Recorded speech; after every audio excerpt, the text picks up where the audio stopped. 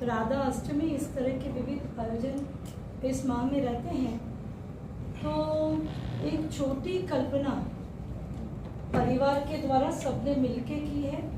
आज इस press conference में हम सबके वरिष्ठ प्रेम सिंह जी शक्तावत भाई साहब उपस्थित हैं, साथ में नाना लाल जी भैया भाई साहब यहाँ उपस्थित हैं, महेश जी भावसार भाई साहब यहाँ उपस्थित हैं। और परम सौभाग्य की बात है कि हमारी अपनी तारा दीदी पालीवाल, जो कि नानी बाई का मायरा करने में अपने आसपास के ग्रामीण अंचल में बहुत अधिक प्रसिद्धि पा चुकी हैं, वो स्वयं यहाँ उपस्थित है। वहाँ एक चौक है, उसमें करवाने जा रहे हैं। तो दीदी के मुख से हम उस कथा का श्रवण करेंगे और बहुत सारी कुछ ना कुछ रोज कोई ना कोई कार्यक्रम रहेगा। तो मैं चाहती हूँ कि आप सबके माध्यम से उसका लोगों तक प्रचार प्रसार हो।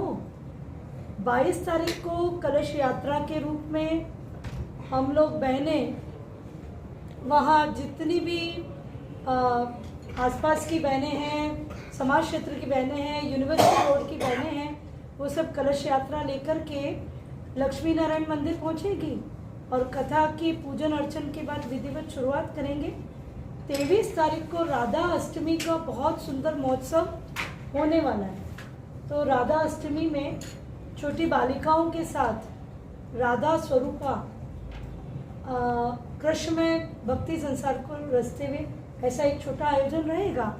और 24 तारीख को चूँकि नानी बाई का मायरा पूर्णाहुति की ओर होगा, उस दिन रणछोड़ राय जी प्रभु और द्वारकाधीश प्रभु भेट द्वारका से वो दोनों भी यहाँ निधि उनकी यहाँ पधारेगी।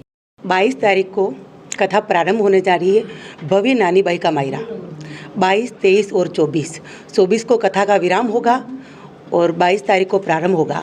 22 तारीख की कथा के दिन कथा प्रारंभ में आयोजन जो कथा में आते हैं वो सारे किए जाएंगे और 23 तारीख को राधा अष्टमी मनाई जाएगी। 23 तारीख के दिन राधा जी का जन्मोत्सव है, उस दिन राधा अष्टमी जोर धूमधाम से मनाई जाएगी।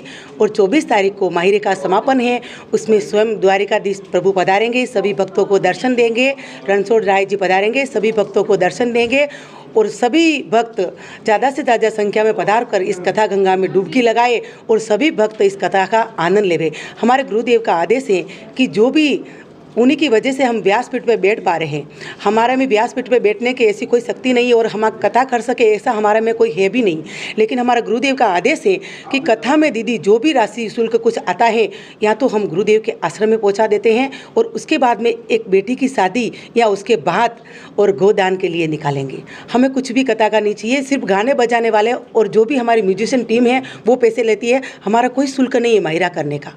हम जैसे ठाकुर जी ने हमें एक अनमोल्य रत्न ये शरीर जो दिया है बस ये प्रभु की कथा के लिए दिया है और जितना हो सके जब तक ये सांसें चलेंगी तब तक इस कथा रूपी गंगा में जब तक ये सांसों से वर्णन होगा तब तक हम करते रहेंगे।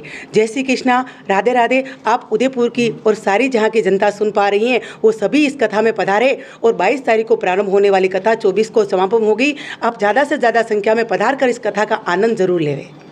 जय श्री कृष्णा। 22, 23, 24 सितंबर को लक्ष्मी नारायण चौक आयड़ सुथारवाड़ा में भव्य नानी बाई का मायरे का आयोजन किया जा रहा है। कथावाचक श्रीमती ताराजी पालीवाल, जो अपने इस कथा के लिए बहुत प्रसिद्धि पा चुकी हैं हमारे आसपास के अंचल में, उनके श्रीमुख से इस कथा का वाचन होने वाला है। और 22 को कलश यात्रा के द्वारा जो शुरुआत होगी, 23 के दिन भव्य आयोजन राधा अष्टमी का होने वाला है, उस दिन राधा अष्टमी की तिथि का दिन है। और 24 को स्वयं रणछोड़ राय जी द्वारकाधीश जी पधारेंगे उस कथा में। तो नरसिंह जी के मायरे में प्रभु स्वयं आकर के मायरे का मायरा प्रदान करेंगे नानी बाई को। कुछ इस तरह की संकल्पना की गई है।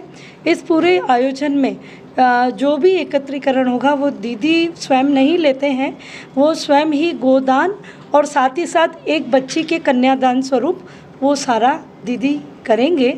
ऐसा हमारा एक पुनित भाव है।